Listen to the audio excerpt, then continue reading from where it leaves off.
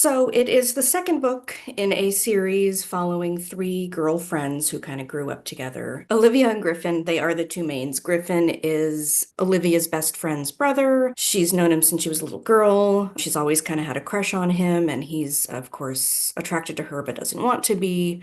So the story opens in June of 1821. The only reason I mention that is because the Christmas prior to that, Olivia had too much Christmas punch and she sort of angled for a kiss beneath the mistletoe and Griffin rejected her. So that sort of comes into play a little. Oof. Yeah, that Christmas punch is dangerous. So ever since then, of course, she was humiliated. She's kind of been avoiding him.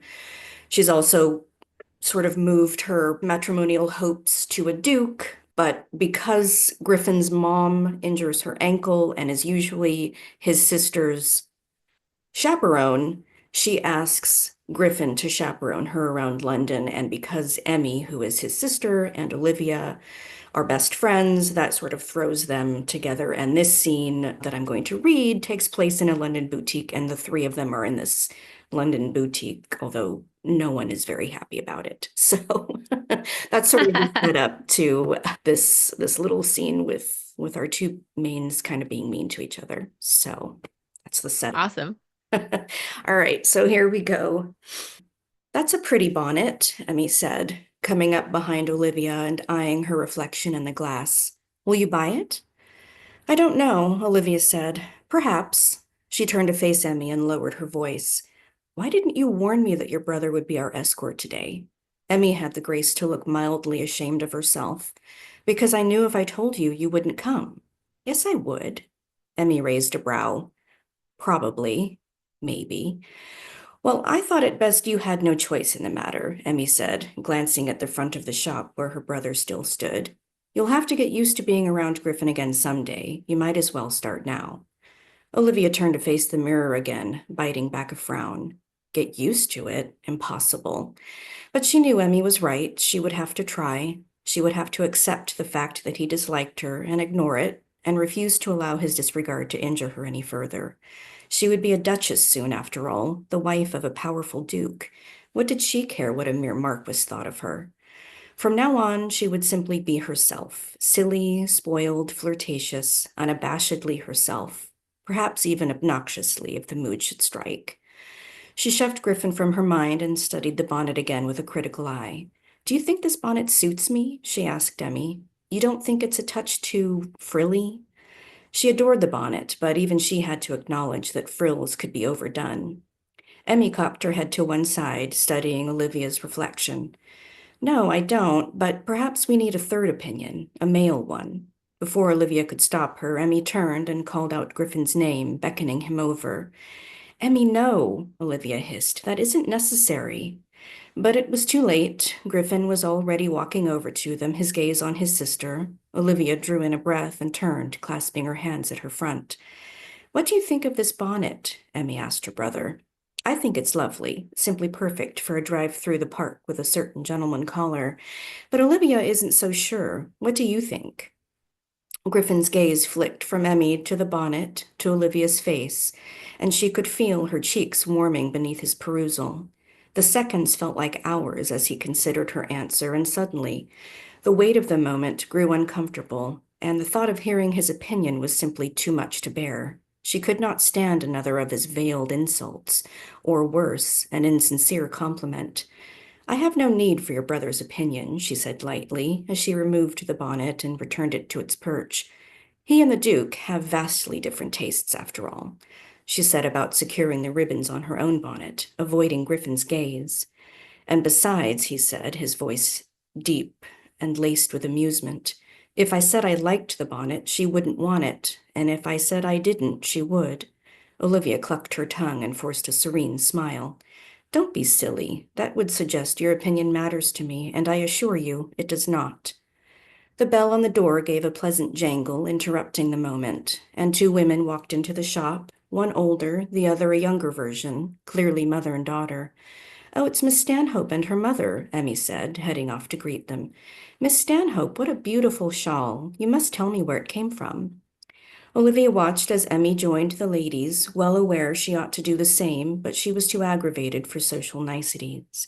Ignoring the infuriating man at her side, she stepped around him and wandered over to the display case of earrings, irritation thrumming through her veins. No one tested her patience like Griffin. No one, and no matter what she did or how hard she tried, she seemed incapable of containing her temper with him. Dratted man. She knew he thought very little of her, but why did he have to be so rude? Why did he derive such pleasure from mocking her and provoking her temper? Could he not simply suffer her presence in silence? She stared at a pair of earrings with unseeing eyes and blew out a frustrated breath. He'd called her a silly, spoiled flirt, and maybe he was right, but surely she wasn't the only silly, spoiled flirt in London, so why did he dislike her so much? When she was a little girl, he'd tolerated her as his younger sister's little friend, and she'd been fine with that. He'd ignored her more often than not, but he was never mean. It wasn't until she made her debut that his behavior changed toward her, as if he sensed her budding attraction for him and sought to repel it. A peal of giggles drew her gaze to the center of the shop where Emmy stood chatting with Miss Stanhope and her mother. Griffin had joined the group, though she knew him well enough to recognize that he didn't want to be there. His smile was tight, likely due to the fact that Miss Stanhope was flirting with him, her smile coy, her eyes coquettish. Griffin shifted on his feet. With a soft chortle, Olivia turned back to the display case, pleased as punch to see him suffering so. Petty, perhaps, but she didn't care. Just add it to my long list of transgressions.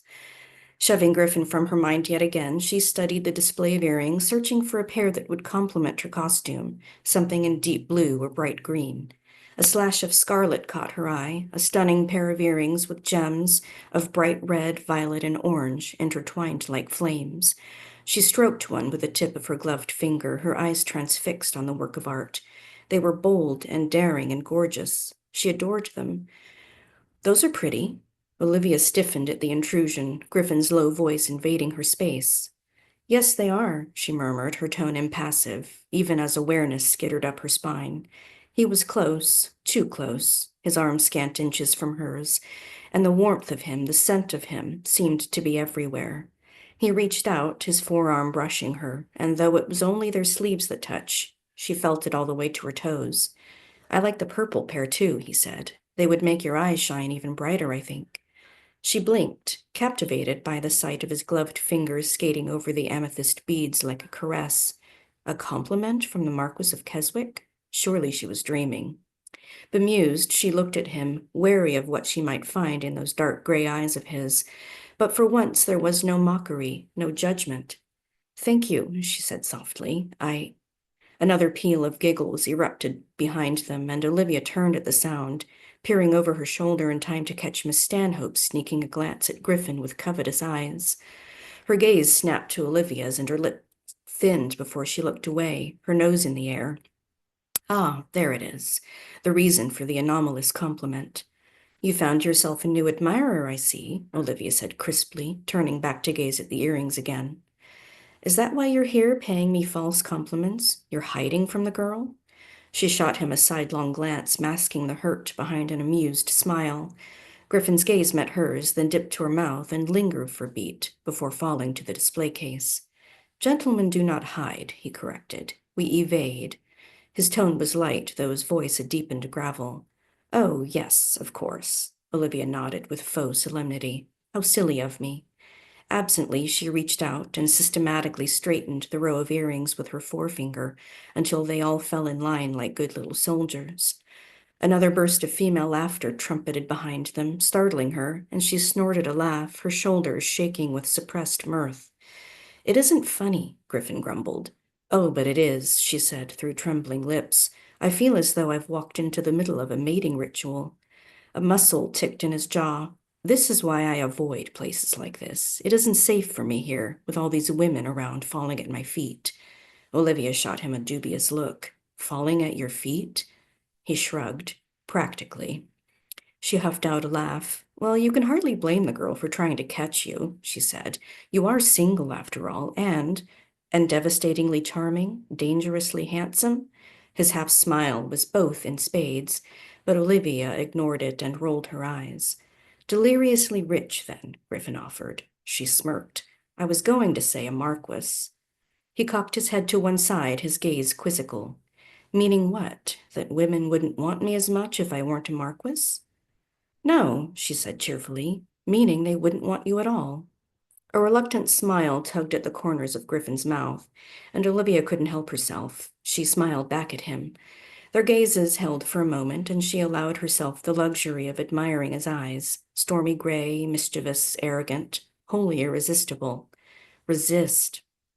She turned from him, her heart thudding in her chest, ridiculously affected by the man beside her, despite his opinion of her, his rejection of her. Fool. Drawing in a slow, brain-clearing breath, she moved farther down the long table of goods, past the earrings and gloves until she came to the display of hand-painted silk fans, nestled into one corner.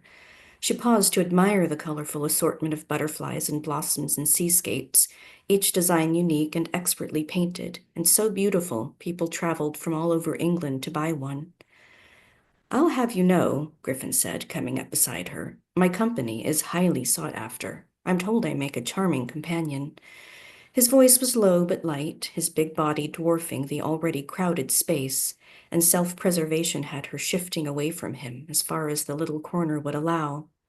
Are you indeed? She asked mildly, picking up a fan painted with purple pansies. I wouldn't know. You've certainly never tried to charm me. He cocked his head to one side, slipping his hands in his pockets. Would you want me to? Yes. The word teetered on the tip of her tongue, but she swallowed it whole, and then she lied. Of course not, she said, studying the fan with feigned interest. And anyway, it would be an exercise in futility. I am immune to your charms. She could feel his eyes on her, a whisper of awareness prickling at the nape of her neck. She forced her chin up to meet his gaze. He arched one brow, and a smile toyed with the corners of his lips as his gaze dipped to her mouth. I think we both know that isn't true, Olivia.